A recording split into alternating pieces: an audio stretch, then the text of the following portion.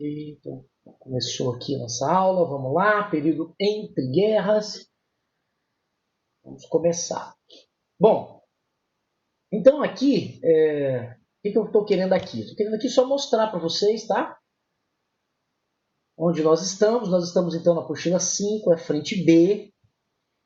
A frente B é a parte que trabalha com história moderna e história contemporânea. Nós estamos na parte de história contemporânea, na primeira metade do século XX, ok? Nós estamos caminhando para o final do conteúdo. Tudo correndo bem, estaremos no final de novembro finalizando esses conteúdos. Ainda temos as apostilas 5, né? Tem bastante coisa aqui na 5 ainda para ver. Apostila 6 e apostila 7. Tem bastante coisa aí para fazer. Tá joia? Então aqui, ó, como dá para vocês perceberem, o Estado totalitário são os estados que tratam de uma forma de governo republicana que a gente popularmente utiliza popularmente conhece como fascismo e nazismo. Então, os estados totalitários popularmente são conhecidos como os estados nazistas, o estado nazista, o estado fascista, né? Os estados nazi-fascistas, tá bom? Professor, isso está 100% correto? Não, não está. E por quê? Porque Estado totalitário é uma coisa, nazismo é outra, fascismo é outra, né? E a gente pode sim agrupar o fascismo e o nazismo, ou melhor, a gente pode agrupar a experiência fascista e nazista na Itália e na Alemanha, dizendo que esses estados, a Alemanha e a Itália, foram totalitários. Mas não só eles. Outros estados também podem ser considerados como estados totalitários, e geralmente a gente deixa de lado a Rússia como um estado totalitário, certo? E por que esse erro é frequente? Porque nos últimos 10 anos, 15 anos, grosso modo, no senso comum, os estados totalitários, a gente já teve essa conversa aqui falando sobre fascismo, lembra?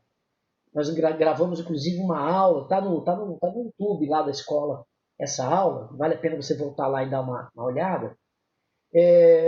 Foi frequentemente um erro se comete ao chamar os estados fascistas e nazistas de extrema-direita, tá? E aí a gente caracteriza esses estados como estados totalitários. Mas esquece que os estados também de extrema esquerda, como o Estado soviético russo, também foi um Estado totalitário, tá bom? Então nós vamos aprender, não, a gente já aprendeu, né? Mas nós vamos aqui retomar esse conceito de Estado totalitário, o que é Estado totalitário. Isso é importante vocês saberem isso muito bem, né? Não só superficialmente, né? Mais profundamente. E aí também cai no campo da filosofia e da sociologia. Vamos tratar do fascismo, as suas características, vamos falar da Espanha, vamos falar de Portugal como um estado que também adotou características fascistas. Vamos ver que o fascismo se expandiu como uma ideologia em outros estados, inclusive fora da Europa, certo? Vamos falar sobre a Guerra Civil Espanhola. Vamos trabalhar aqui esse quadro importantíssimo e que frequentemente cai nas questões de vestibular do terceiro ano, chamado Guernica, o famoso quadro de Pablo Picasso, que faz uma crítica à Guerra Civil Espanhola e ao ataque à cidade de Guernica, que foi bombardeada na Guerra Civil Espanhola nos anos de 1936. Ok? Ainda sobre o período que a gente chama de entre guerras, nós vamos... Tem muito exercício aqui, bastante exercício. Vamos falar sobre o nazismo, né? Então, na próxima aula aqui, ó, isso aqui vai demorar Vai demorar aqui umas 2 a 3 semanas, tá, gente? Para eu trabalhar isso aqui com vocês, ok? Tem bastante coisa aqui. A República de Weimar, né, que é a República Alemã colaboracionista aos vitoriosos da Primeira Guerra Mundial, e aí eu estou falando da França e da Inglaterra. Né? Então, a República de Weimar foi um governo colaboracionista que assinou o Tratado de Versalhes. Vamos falar um pouquinho hoje sobre o Tratado de Versalhes, né? Relembrar aqui o Tratado de Versalhes, e que deu continuidade a um governo democrático dentro da Alemanha, mas de muita influência, principalmente econômica, dos países vitoriosos, Inglaterra e a França. Tá bom? A ascensão, claro, né, do nazismo, o papel do Adolf Hitler nesse processo de ascensão do nazismo, como que o Hitler soube canalizar todo aquele sentimento de revanchismo, inclusive é assim que aparece nas questões, né?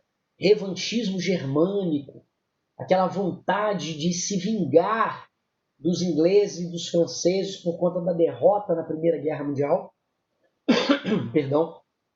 Então, como que o Hitler soube canalizar esse sentimento, esse revanchismo, em benefício do fortalecimento do seu próprio poder, né? Fortalecimento do seu poder pessoal, da sua ascensão política e militar dentro da Alemanha.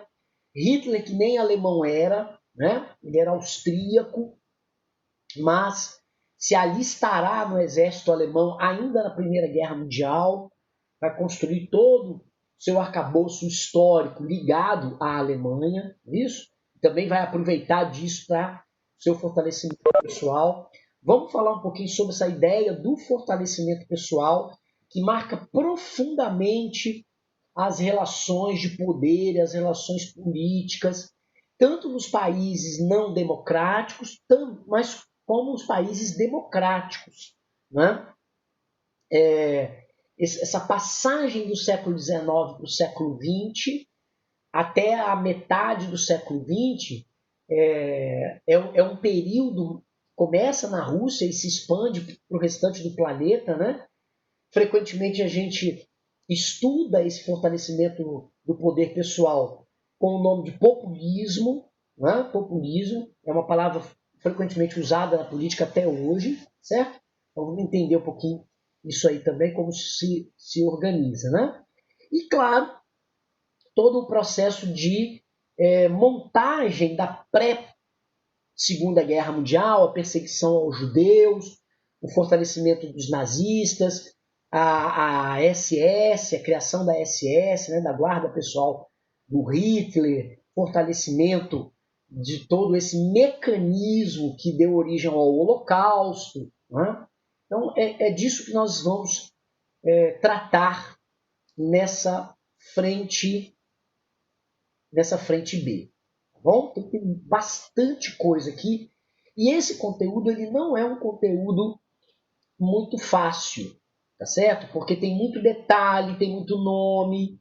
Então a gente precisa manter uma organização aí no caderno, nas anotações, para a gente não se perder depois e ter que estudar isso sozinho e tal. Complica um pouco mais, tá bom? Bom, então, como eu falei, esse conteúdo é longo, então eu vou começar por partes, né? Bem tranquilo aqui. Tratando primeiro desse material que eu vou compartilhar aqui agora com vocês. Aqui. Deixa eu trazer essa câmera para cá. Então tá aí, ó. Desse material primeiro eu quero compartilhar com vocês. Então, tá aqui, né? Isso aqui vai servir como nosso quadro, tá? Nosso quadro branco. É importante que vocês façam as anotações de vocês aí no caderno. Né?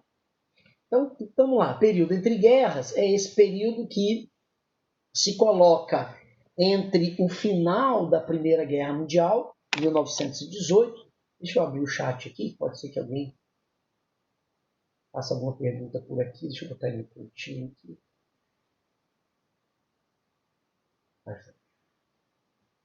Então, esse período que vai do final da Primeira Guerra Mundial, 1918, até o início da Segunda Guerra Mundial, 1939. Tá? Então está aqui, final da PGM, Primeira Guerra Mundial, início da SGM, Segunda Guerra Mundial. Eu faço essas abreviações aqui para não perder tempo. Tá bom? Bom, como dá para vocês perceberem pelas datas, isso é um período de 20 anos. Okay? Quase 20 anos redondos aí. Grosso modo, para a gente, 20 anos redondo. Né? E ele tem uma data intermediária, que é essa que está aqui, 1929, que marca esse período em duas etapas. Então, eu fiz aqui uma linha do tempo para representar. Até o B para lá, deixa eu trazer o B para cá. Para representar essas duas etapas que a gente está estudando, né? A primeira etapa A. Então, a primeira etapa é a etapa de crescimento, de reconstrução, né? De desenvolvimento da Europa e dos Estados Unidos e de outros países que a gente vai ver daqui a pouquinho. E a segunda etapa é um período de crise. O que motiva a passagem da primeira para a segunda etapa? A queda da Bolsa de Valores de Nova York. Joia? A queda da Bolsa de Valores de Nova York é muito mais do que apenas a queda de um instrumento, de um mecanismo capitalista moderno, contemporâneo, né, financeiro, que é a Bolsa de Valores. Esse momento é um momento marcado profundamente, vou anotar aqui, por uma crise, vou botar em caixa alta, crise do sistema capitalista. A gente vai trabalhar, já tem algumas coisas pré-anotadas aqui, mas eu vou complementar, tá certo? E aí você fique atento aqui, para que na hora que você tenha que escrever, você tenha tudo ali anotado. Então aqui, ó, crise do sistema capitalista. É uma crise, portanto, generalizada. Ela começa nos Estados Unidos e afeta outros países. O Brasil, por exemplo, tão longe dos Estados Unidos e tão afetado pela crise, mas também vai afetar países da Ásia, países da África, ok? Quem vai sair dessa crise com menos problemas, né? Ou pelo menos com problemas não visíveis diretamente? O recém-país transformado em socialista, a Rússia. União, a essa altura do campeonato, União das Repúblicas Socialistas Soviéticas, a Rússia vira União Soviética em 21, 22. Tá bom? Então, primeira coisa que a gente precisa ter em mente é que esse período de entre guerras ele está dividido em A e B. Tá joia? Por enquanto, pessoal, tá tranquilo? Alguma pergunta? Joia?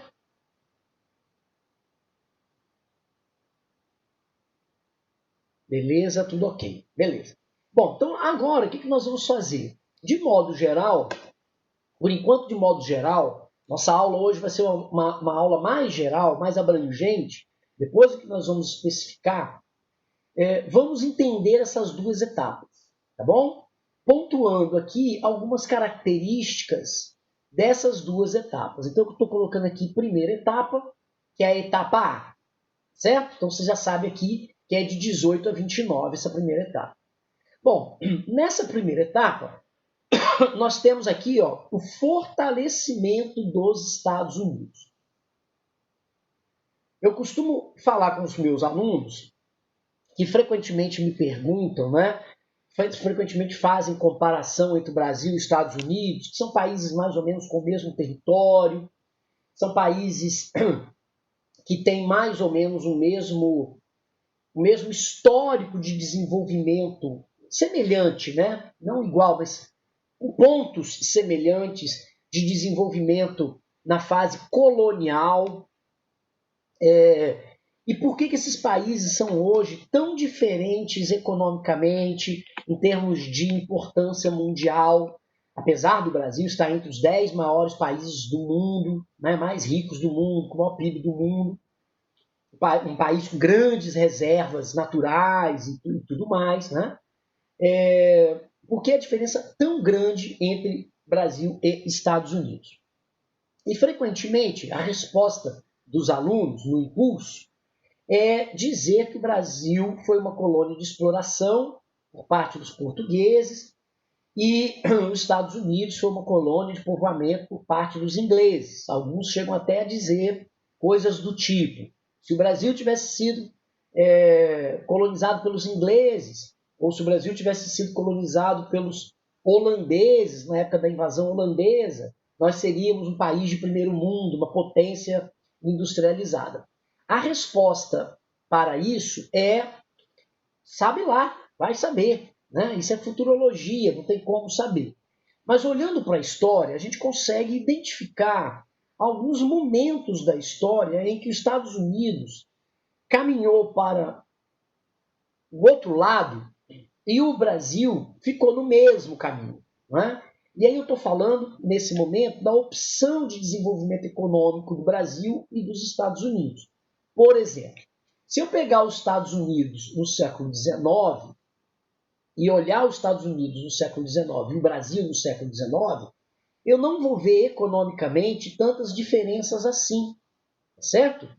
Ou seja, a gente pode dizer que em termos de produção de riqueza não existia tanta diferença entre Estados Unidos e Brasil no século XIX.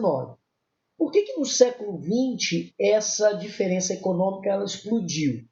Por conta dos caminhos econômicos que os Estados Unidos vai tomar, e um deles é a opção pelo processo de industrialização ainda no século XIX, na Guerra de Secessão, quando os Estados Unidos, através da vitória do norte, né, dos estados do norte, iniciou uma mudança da sua matriz econômica de agroexportadora para mercado interno, fortalecimento de mercado interno e abrir espaços no mercado externo, mas muito ligado a uma matriz de indústria, de industrialização.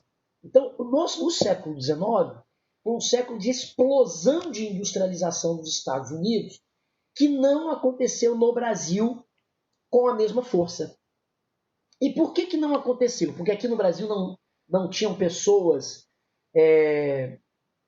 capazes de promover a industrialização? De jeito nenhum. Talvez o caso mais conhecido que vocês tenham, já tenham estudado com o Paulo, é o Irineu Evangelista de Souza, né? O Barão de Mauá, que é considerado o homem mais rico do Brasil de todos os tempos, né? Um homem empreendedor, mas que enfrentou muita dificuldade por parte do governo de Dom Pedro II, que manteve uma política agroexportadora ligada aos cafeicultores paulistas e mineiros, a famosa política do café com leite, e, de certa forma, não incentivou esse desenvolvimento industrial. Por outro lado, a aristocracia rural brasileira também se manteve muito ligada ao que estava dando dinheiro aqui no Brasil, né? E poder também, que era a terra, que é a produção agrícola, o mercado externo, coisas que vocês já estudaram história do Brasil e conhecem até melhor do que eu. Tá joia?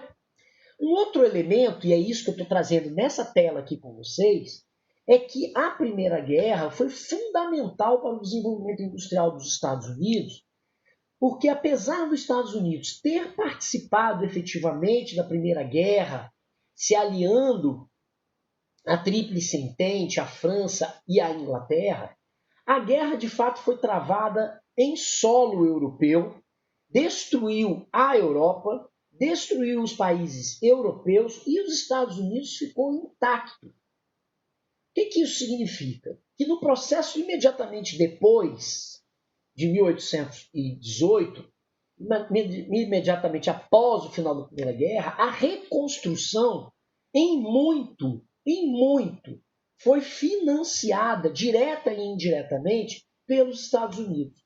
Seja emprestando dinheiro para esses países, seja financiando a criação de indústrias nesses países, seja vendendo produtos industrializados ou matéria-prima, que a gente chama hoje de commodities, para a Europa. Então, a Europa se transformou em um grande mercado consumidor de tudo para se reconstruir. E quem estava ali coladinho naquele momento, fornecendo quase tudo que os europeus necessitavam? O Brasil também se aproveitou dessa situação, tá? Não foi só os Estados Unidos. Mas os Estados Unidos, nesse processo mais moderno, né? Financeiro e industrial. Tá joia?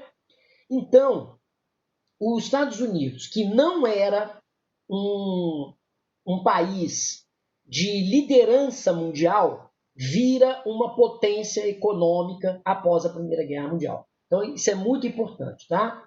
Os Estados Unidos, eu escrevi aqui, iniciaram a reconstrução da Europa através de empréstimos e venda de produtos industrializados e se transformaram, né? Aqui, ó, e se transformaram em uma potência econômica mundial, tá?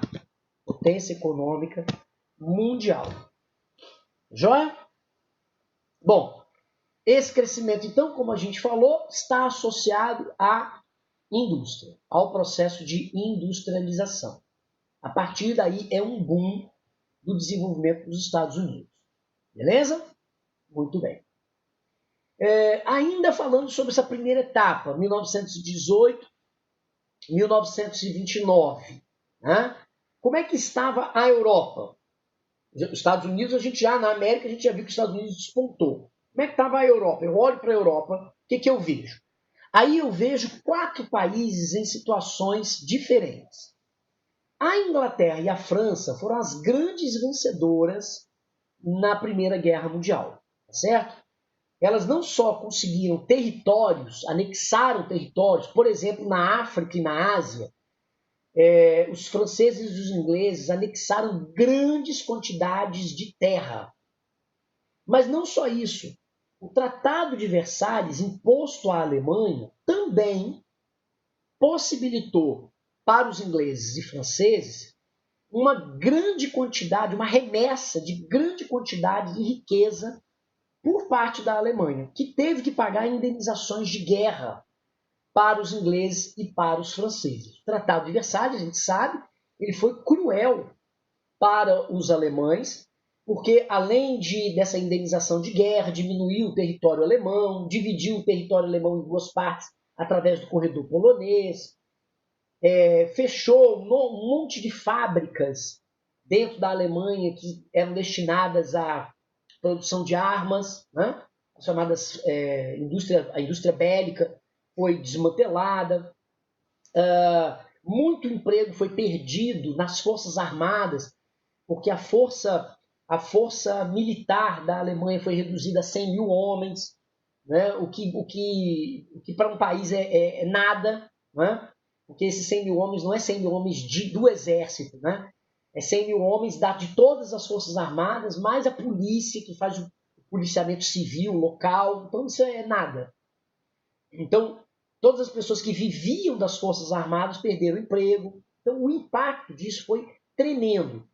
Inclusive, o Tratado de Versalhes é, sem dúvida nenhuma, o principal fator que motiva, que alimenta o revanchismo, né?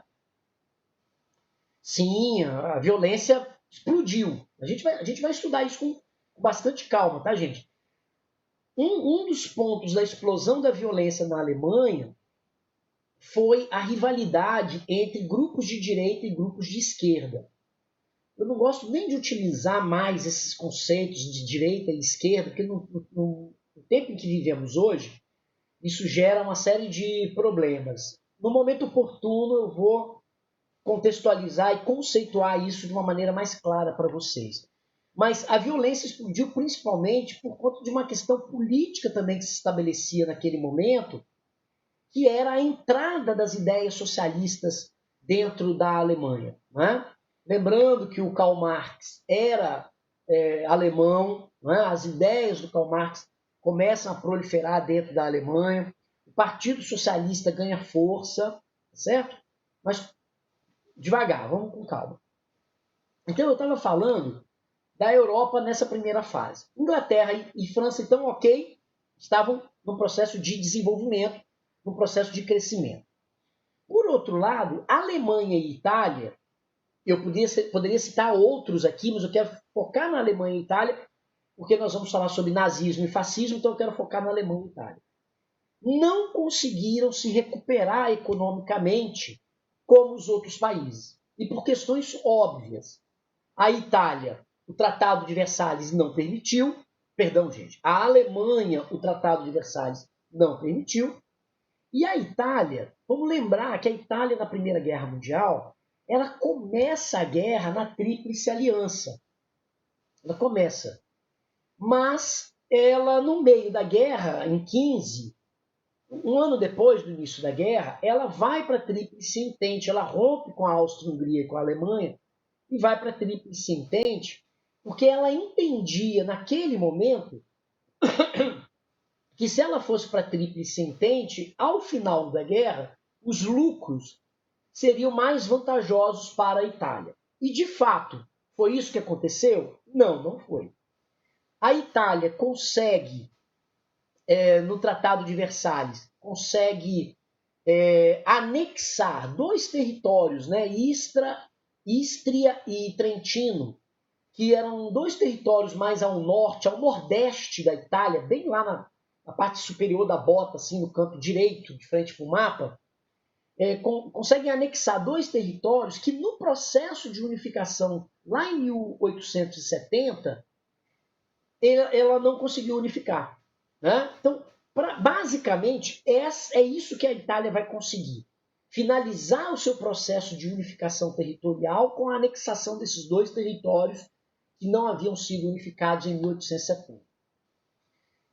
E as dificuldades para a reconstrução? Vocês imaginam? Construção de cidade, escola, fábrica, hospital, universidades, enfim, tudo isso fica extremamente dificultado tanto na Alemanha quanto na Itália.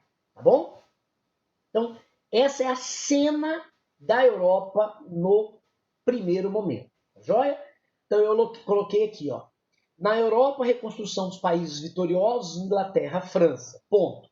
Alemanha e Itália, principalmente, entram em uma grave crise econômica. Tá joia? Muito bem. Chegamos, então, ao ponto médio. Qual é o ponto médio? O ponto médio é a queda da Bolsa de Valores de Nova York. Eu vou explicar detalhadamente o que foi isso. Tá? A queda da Bolsa de Valores de Nova York.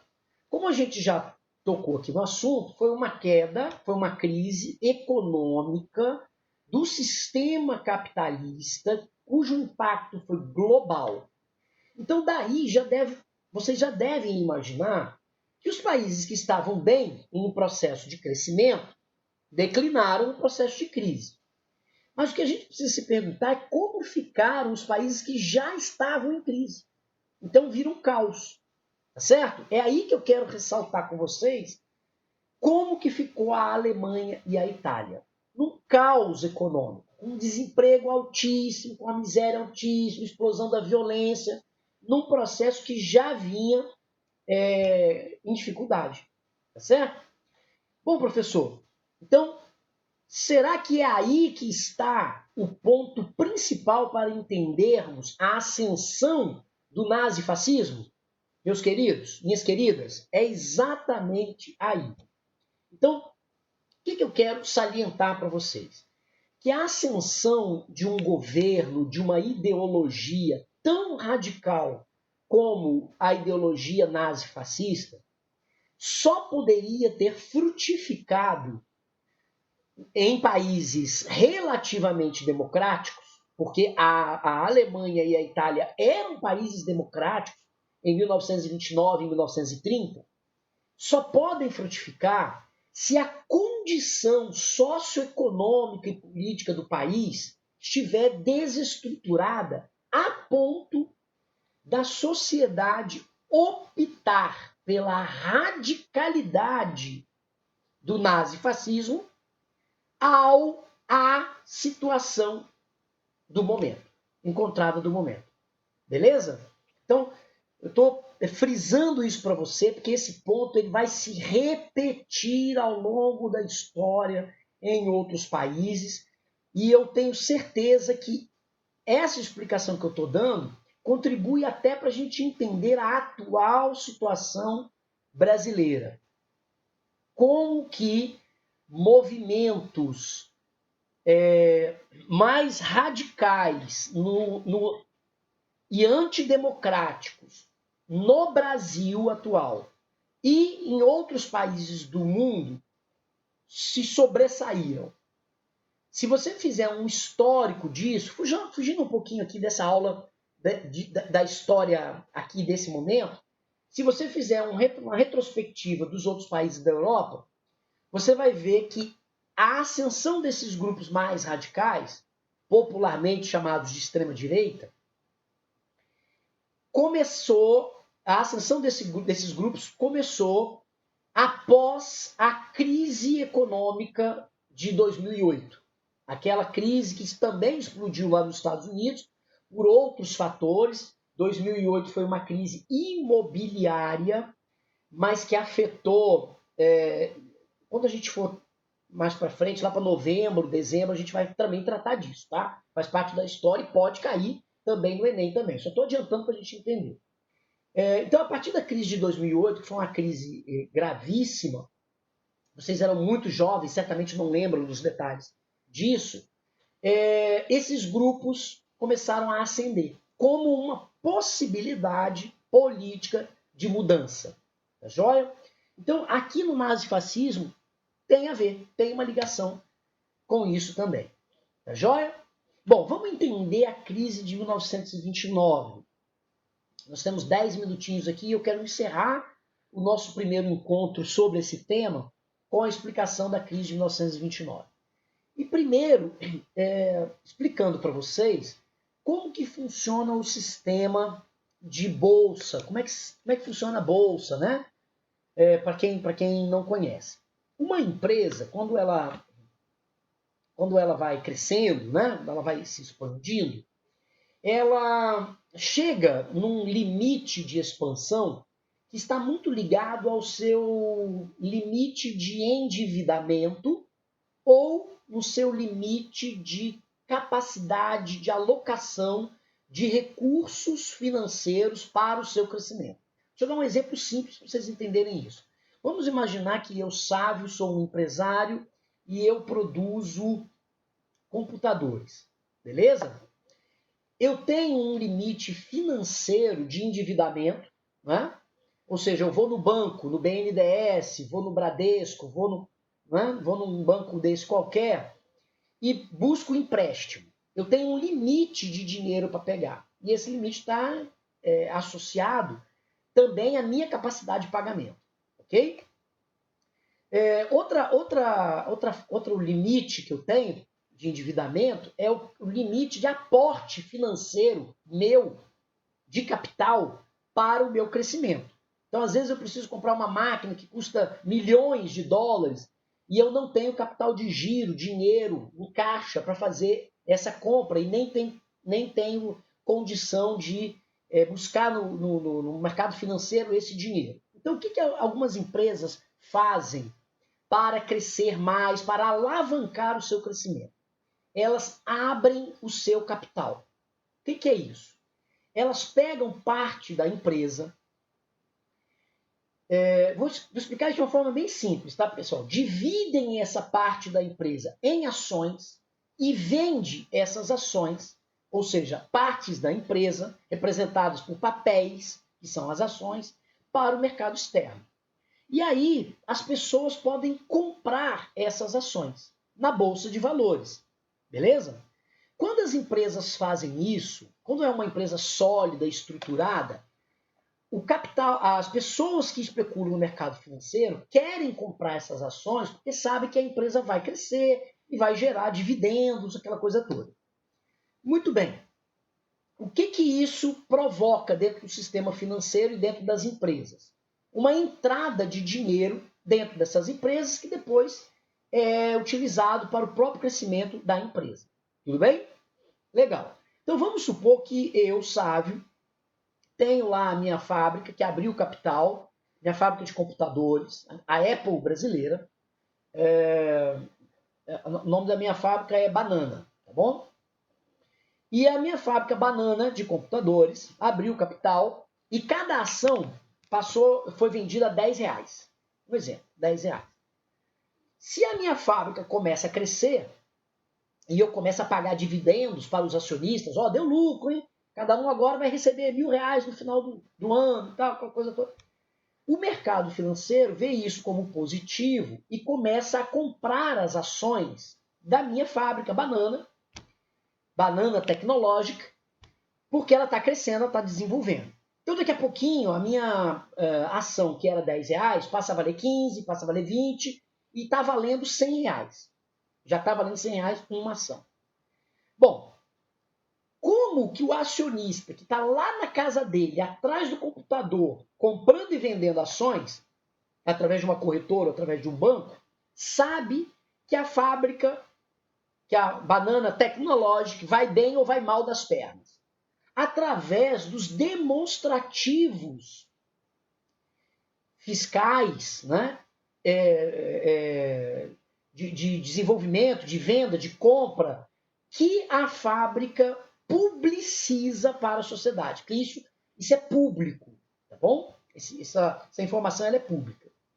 Mas vamos imaginar que eu, Sávio, estou vendendo computador pra caramba, mas acontece algum problema, uma crise, a pandemia, coronavírus, e eu começo a vender menos computador, começo a vender cada vez menos, mas em vez de eu avisar ao público e aos acionistas que nós tivemos prejuízo, eu minto. Eu burle a contabilidade e diga que houve um crescimento da empresa quando, na verdade, houve um prejuízo. Foi exatamente isso que aconteceu em 1929. As empresas americanas que estavam explosivamente vendendo para o mercado internacional a partir de 1923, 1924, 1925, começam a vender menos, mas produzir de forma acelerada. Então, olha o que eu escrevi aqui no item 1. A queda da Bolsa de Valores de Nova York foi uma crise de superprodução, onde as grandes empresas dos Estados Unidos, a essa altura do campeonato, multinacionais, produziam mais do que vendiam, começaram a estocar uma grande quantidade, a dever fornecedor, a atrasar salário e ter produto estocado sem vender. E, simultaneamente, mentindo para o mercado financeiro sobre o balanço financeiro das empresas. Quando isso veio à tona, o que o acionista faz? Ele vende rapidamente as ações dele para diminuir o prejuízo, o máximo que ele puder. Deu para entender isso? Quando todo mundo vende as ações com medo de perder dinheiro, o sistema quebra. Porque a ação que valia 100, no início era 10, cresceu a 100, agora ela é vendida a centavos. Porque ninguém quer comprar e está todo mundo querendo vender.